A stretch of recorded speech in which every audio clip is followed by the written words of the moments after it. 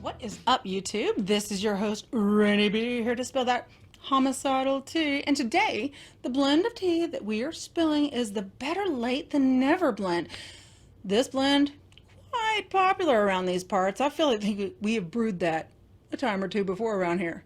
But as always, please like and subscribe. And, if you're into that true crime life like most of us, and if not, then click off and thank you for the view. Oh, wait. Don't forget to hit that dislike button on the way out. For someone who has so few followers, I should probably think before I mock my audience. But I don't really think, that often, unless it's about true crime. Stop it. Get some help. So what am I even talking about? Anyway, on to the case of Anna Palmer.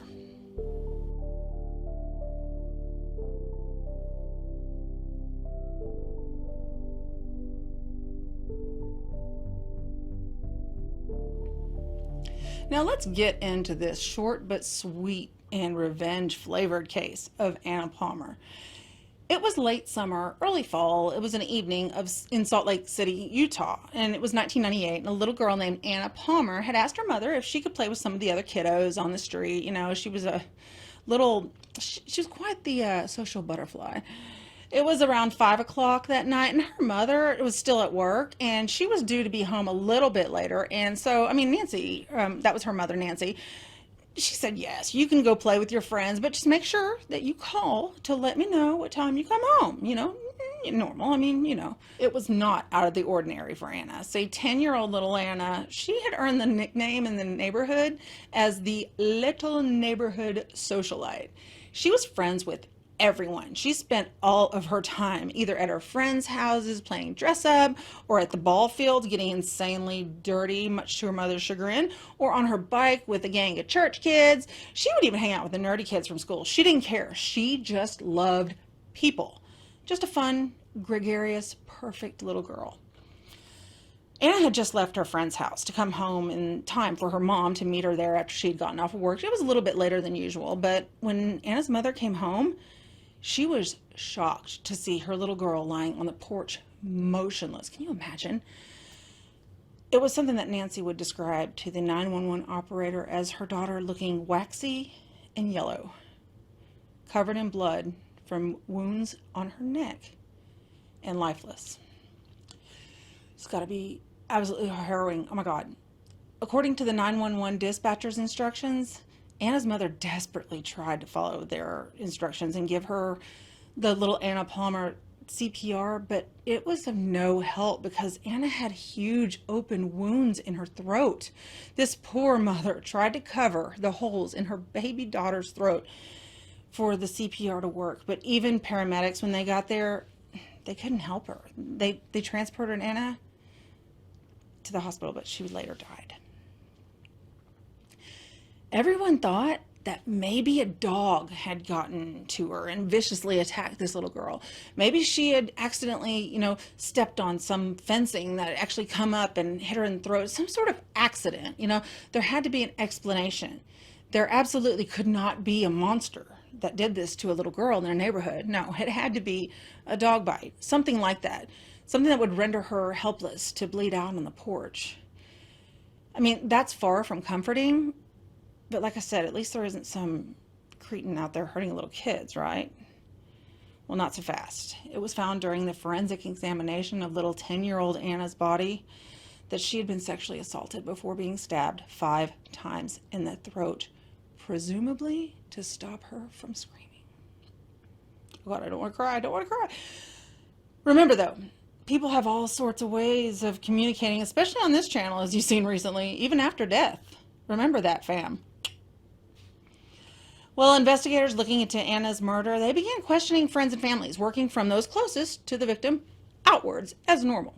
Investigators learned that a male was pursuing Anna and a couple of other girls, and from 2 other girls that she had been playing with that day, and that man had been still following Anna when she turned down her street to go home that very night. Well, investigators, they went public with this information. They offered an $11,000 reward for any information that could lead them to this killer's capture. That's $20,000 in today's money. Despite this, the case remained unsolved. Not one lead. Nothing. And it stayed unsolved. Although the case may have seemed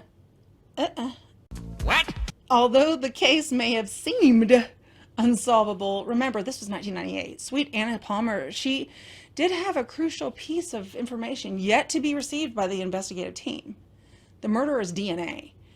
Anna bravely and fiercely scratched the living shit out of her attacker despite being so young and obviously horrifically terrified. I mean, she got him. She tore his skin with her fingernails.